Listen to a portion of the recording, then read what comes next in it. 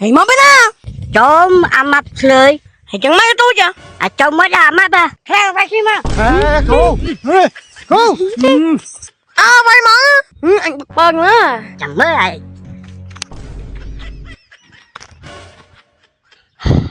Ủa trùng ngọc anh. Bên số bua mà.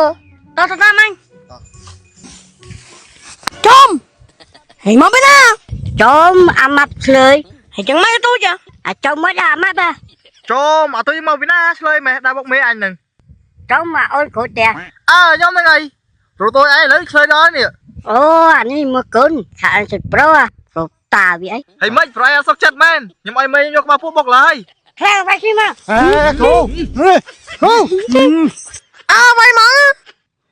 Ngoạc tôi đã nâng món à. Mê Bơn nữa. phải có mày bốc á. Anh bực bơn nữa. Chẳng mới lại.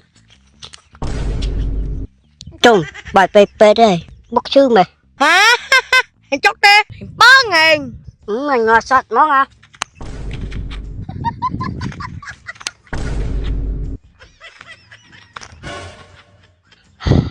Ủa trùng ngọc anh. Tôi chỉ chốt nữa.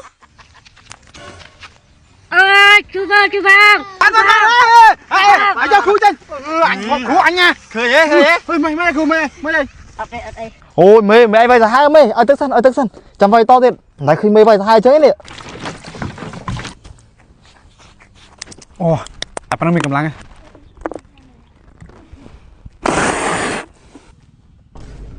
Coi mẹ. Anh mua kê rồi.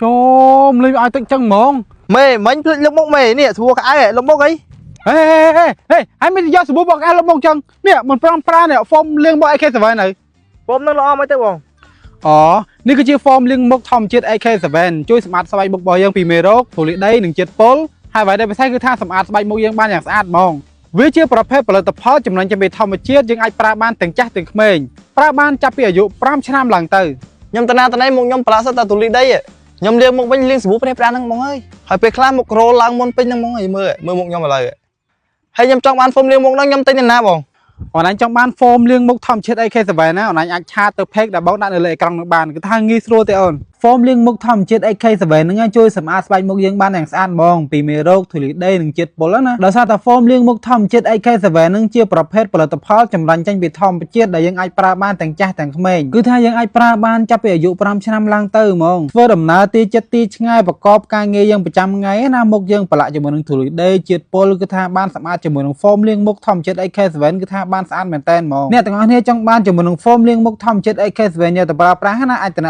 តាមរយៈ page ដែលខ្ញុំដាក់នៅលើអេក្រង់នឹងបានឬក៏អ្នកទាំងអស់គ្នាទៅរកទិញតាមតូបលក់គ្រឿងក្អូបតាមផ្សារនេះគឺថាមានលក់គ្រប់តំណែងចែកចាយទូទាំង25ខេត្តក្រុងហ្មង